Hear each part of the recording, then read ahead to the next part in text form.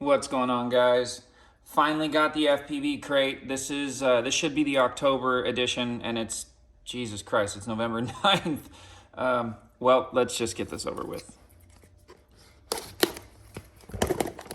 Can't say I'm excited. I'm a little more irritated because FedEx shipping is just garbage. I have finally made the switch. Hopefully made the switch. Oh, the stickers got bent in the bottom right here. That's kind of a bummer. I hope that doesn't make it difficult to stick.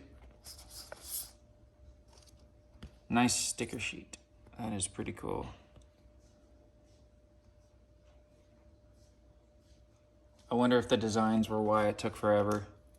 Ooh, are these the P5 props I'm imagining? Ethics has had the S5 props, the S3, 4, and 5 props, and I'm wondering what these are. So let's find out. What does this say? Ethics. Nope, these are P3s. So these are just regular peanut butter and jelly Halloween editions. All right, no complaints there. It would have been cool if they were like the new edition of Ethics, like a phone call came through and chopped the recording. Anyway, so yeah, these are just peanut butter and jellies made into Halloween editions. Nice little wrench. That always comes in handy. The only downside I'd say about these is they break easy, the cheapy ones. So I've actually made the effort in buying myself quality tools because I'm always out in the field using this. I drop it and the thing, bearings and everything just pop out of it. Ooh, it looks like a frame, I'm imagining. Avenger 225 HD. Oh, I'm super curious to see what's in there. So the t-shirt. Ooh, this is finally a much softer shirt than what we've been getting lately. The last month was freaking awesome. That red shirt was dope. This one I really like too. I like black shirts. I wear a lot of black. I used to until I got into FPV. Now I wear every color. Anyway, check out this frame. I know everybody's curious as heck.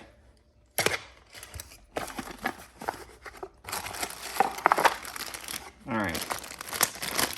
So I guess before I put out this video, I'm just gonna have to assemble this frame and we will see what it looks like, because there are a lot of little parts.